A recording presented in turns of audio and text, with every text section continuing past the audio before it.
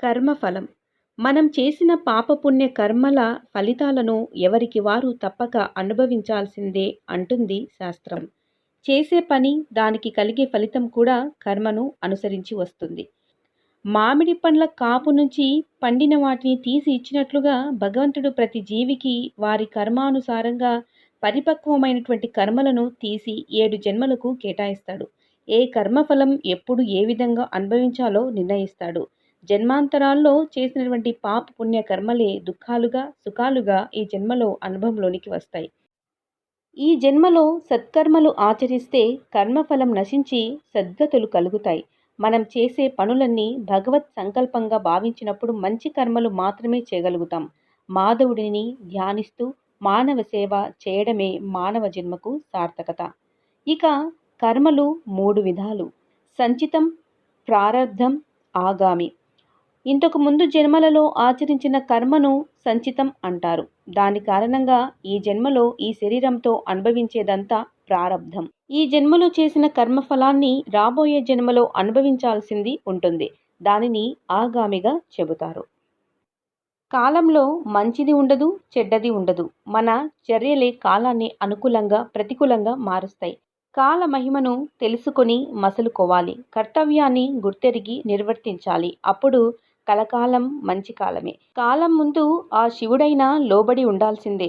తానిచ్చిన వరాన్ని భస్మాసురుడు తనపైనే ప్రయోగం చేస్తాను అనగానే పరమేశ్వరుడే పరుగులు పెట్టాడు. కాలమహిమ. త్రిపురాసురుల సంహారానికి బయలుదేరుతూ తన కుమారుడైనటువంటి గణపతిని ఆరాధించాడు శివుడు. ఇది కాలమహిమయే. తమ నివాసం కోసం నిర్మించుకున్నటువంటి లంకాపురిని పార్వతీ పరమేశ్వరులు రావణునికి దక్షిణగా సమర్పించారు. ఇది కూడా కాలమహిమనే. రాజలోకాన్ని జయించి రాజసూయ యాగం చేసిన ధర్మరాజు ఏకచక్రపురంలో భిక్షాటన చేసి బతికాడు. ఇది కూడా కాలమహిమయే. నమ్మలేకపోయినా ఇవన్నీ ముమ్మాటికి నిజాలే, పురాణాల్లో ఉన్నవే. అవును, అన్నిటికీ కాలమే కర్త. చివరికి భగవంతుడు కూడా కాలానికి లోబడి ఉండాల్సిందే. కాలానికి ధనిక పేద తేడాలు లేవు. రాజు బంటూ పట్టింపులు లేవు. మంచి చెడులు అంటూ పాప పుణ్యాల భీతి లేదు. తన నిర్ణయం ప్రకారంగా నడుచుకోవడం ఒక్కటే కాలానికి తెలుసు. సృష్టిలోని ప్రతి ప్రాణి కాలానికి అనుగుణంగా నడవాల్సిందే. సమయం అశ్వంలా పరుగెడుతుంది అని అథర్వణ వేదం కాలమహిమను గురించి వర్ణించింది. కాలానికి ఆది అంతం లేవు. అది భగవత్ స్వరూపం. అండపిండ బ్రహ్మాండం అంతా కాలంతోనే ముడిపడి ఉంది. ప్రకృతి ధర్మాలు, ఋతువులు కాలంతో అవినాభావ సంబంధం కలిగి ఉన్నాయి. కాలానికి ఒకరు ఇష్టులు, మరొకరు అయిష్టులు అంటూ ఉండరు. కాలమహిమ ఎంతటిదో అనుభవంలోనికి వస్తే గాని తెలియదు.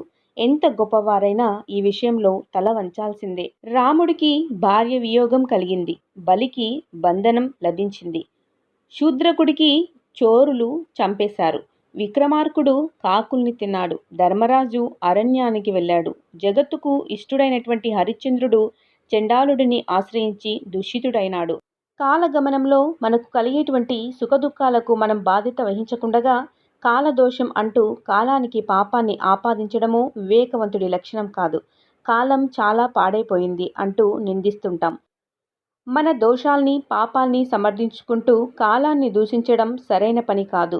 మన కర్మలు ఆలోచనలు కలిగి వచ్చినటువంటి సత్ఫలితం అందితే మంచి కాలమని, కలిసి రాకపోతే దుష్ఫలితాలు ఎదురైతే చెడ్డకాలమని అనడం కేవలము అవగాహన రాహిత్యమే. భారత ఇతివృత్తాన్ని సూచించేటువంటి ఒక పద్యం తాత్పర్యం ఏంటో తెలుసుకుందాం. ధర్మరాజు వంటి మహాత్ముడు రాజే ఉండగా ఇంద్రుని కుమారుడైన అర్జునుడు తన చేతిలో ధనుస్సు ధరించగా శత్రువులను సంహరించే గాంధీవం విల్లు కాగా అందరినీ రక్షించే శ్రీకృష్ణుడే వీరి పక్షాన రథసారథి అయి ఉండగా భయంకరమైనటువంటి గదను ఆయుధంగా ధరించిన భీముడే ఆ ధర్మరాజుకి తోడుగా ఉండగా పాండవులకు వరుస పెట్టి కష్టాలు కలగడం ఆశ్చర్యాన్ని కలిగిస్తుంది. కాలమహిమ కాకపోతే ఈ విధంగా జరుగుతుందా? సాధారణంగా తామరాకు నీటి మీద ఉన్నంత వరకు వాడదు. నీటి చుక్క తనపైన పడినా తడవదు. అలాగే కాలం దేనికి ప్రతిస్పందించదు. కాలానికి ప్రతిస్పందిస్తున్నది మనిషే. కాలానికి తగినట్లు తనను తాను మలుచుకొని అనుకూలంగా ప్రవర్తిస్తూ జీవిస్తూ జీవితాన్ని అర్థవంతం చేసుకోవడమే వివేకశీల లక్షణం. కాలం అదృష్టం రూపంలో ఎప్పుడో ఒక్కసారే తలుపు తడుతుంది. ఆ అవకాశాన్ని సద్వినియోగం చేసుకోవడమే జ్ఞాని పని. దురదృష్టం రూపంలో అదే పలుమార్లు తలుపు తడుతుంది. అర్థం చేసుకుని తలుపులు తెరవకపోవడమే విఘ్నుడి యొక్క లక్షణము. జీవితం చాలా స్వల్పం. జీవిత కార్యం చాలా విస్తృతం. అందుకే రేపటి పని ఇవాళ, ఇవాల్టి పనిని ఇప్పుడే చేయాలన్నారు మహాత్ములు.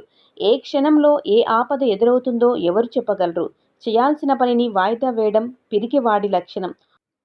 పోయిన ధనం, క్షీణించిన ఆరోగ్యం, మరిచిపోయిన విద్య, పరహస్తగత సామ్రాజ్యం ఇవన్నీ మళ్ళీ కృషి చేస్తే పొందవచ్చేమో, గడిచిన కాలాన్ని తిరిగి పొందలేం. పూర్వ మహర్షులు జపం, తపం, శాస్త్ర అధ్యయనం, సత్కర్మలతోనే తమ జీవితంలోని ప్రతి క్షణాన్ని భగవత్ ప్రతిక్షణంతో సద్వినియోగం చేసుకున్నారు. అందుకే మోక్షార్హులయ్యారు.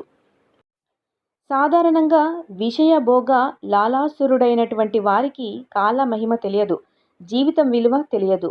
అది కాలానికి వశుడైన వాడి అసమర్థత. కాలాన్ని మన వశంలో ఉంచుకొని సమయజ్ఞతను ఆరాధించగలిగితే ప్రతి కార్యంలో సాఫల్యమే సిద్ధిస్తుంది. కాలాన్ని ఎదుర్కోవడం అనేటువంటి పురుష ప్రయత్న ప్రాముఖ్యాన్ని భగవంతుడే నిర్దేశించాడు. మన మనసుకైన గాయాలు కానీ, మన తనువుకైన గాయాలు కానీ మానిపోయేలా చేసే శక్తి ఒక్క కాలానికే ఉంది. అందుకే కాలమంతా ఆత్మీయ బంధువు, ఆపద్బంధువు, వేరెవరూ లేరనడం అతిశయోక్తి కాదు.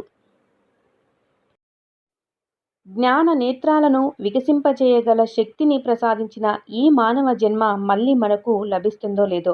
అందుకే మన జీవన కాలాన్ని ధర్మ, అర్థ, కామ, మోక్షాలకు వర్గీకరణ చేసుకోవాలి.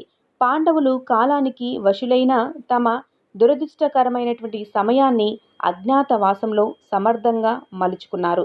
ధన, జన, యవ్వనాదులు గర్వాన్ని కలిగిస్తాయి. అవన్నీ కాలచక్ర భ్రమణంలో కలిసి ఉదయాస్తమయాల్లా ప్రతి క్షణము అనివార్యమే. ఆ క్షణాన్ని వివేచనలోనికి, విచక్షణలోనికి అనువదించుకోగలిగే సామర్థ్యం సంపాదించుకోవాలి. అందుకు మహాత్ముల యొక్క అనుభవాల్ని, ఆశయ ధర్మాలను క్షుణ్ణంగా అవగతం చేసుకోవాలి. సమాజాన్ని చదవాలి. ద్రౌపది నవ్వుకు అవమాన ఆగ్రహావేశాలకు గురై దుర్యోధనుడు ఏ క్షణంలో పగ, ప్రతీకార జ్వాలలతో మనసును దగ్ధం చేసుకున్నాడో ఆ క్షణమే అతనికి మరణానికి నాంది అయ్యింది. మనిషి యొక్క ఆయుర్దాయం 100 ఏళ్ళు. అందులో సగం నిద్రకు, కొంత విశ్రాంతికి, మరికొంత అమాయక బాల్యానికి, మరికొంత వృద్ధాప్యానికి, కొంత కబుర్లకు, మరికొంత ప్రయాణాలకు, ఇంకొంత అనారోగ్యాలకు ఇలా ఖర్చయిపోతుంటే మనిషి తన జీవితంలో ఏమి సాధించినట్టు? అందుకే ఉన్న కాలాన్ని సద్వినియోగం చేసుకోవాలి. ప్రతి ఒక్క లక్షణాన్ని ధర్మబద్ధమైనటువంటి రీతిలో సవరించుకొని తన ప్రయాణాన్ని కొనసాగించాలి. ధర్మబద్ధమైనటువంటి కార్యాలను నిర్వహించే మనిషికి కాలం కూడా కలిసి వస్తుంది. చేసిన తప్పుకు కర్మ రూపంలో అనుభవించక తప్పదు. త్రేతాయుగంలో శ్రీరాముడు చెట్టు చాటు నుంచి వాలిని చంపాడు. ద్వాపర యుగంలో శ్రీకృష్ణుడుగా వేటగాడి వేటు బలి అయ్యాడు. గొల్లబామలను రాళ్లతో కొట్టాడు. కలియుగ వెంకటేశ్వర స్వామి రాళ్ల దెబ్బలు తిన్నాడు. అవతార పురుషులకే తప్పలేదు. ఇంకా మనమెంత? ధర్మం అంటే నిజానికి ఒక ఆధ్యాత్మిక ఎదుగుదలకి, పురోగతికి సహకరించేటువంటి విహిత కర్మలే. దీనికి విరుద్ధమే అధర్మం. అధర్మం ప్రబలినప్పుడు ఈ లోక సృష్టికర్త, నిర్వహణాధికారి అయిన భగవంతుడు స్వయంగా జోక్యం చేసుకొని దిగివచ్చి మరల ధర్మ మార్గాన్ని స్థిరపరుస్తారు. ఎవరు చేసిన కర్మకు వారి బాధ్యులు. ఇచ్చోటి కర్మ ఇచ్చోటే, ఈనాటి కర్మ మరునాడే అనుభవించి తీరాలంతే అన్నది ఒక సామెత. అందుకే దైవానికి కాదు కర్మకు భయపడు అంటారు. దైవమైనా క్షమించగలడేమో కానీ కర్మ సిద్ధాంతం క్షమించలేదు. కర్మను అనుభవించి తీరాల్సిందే.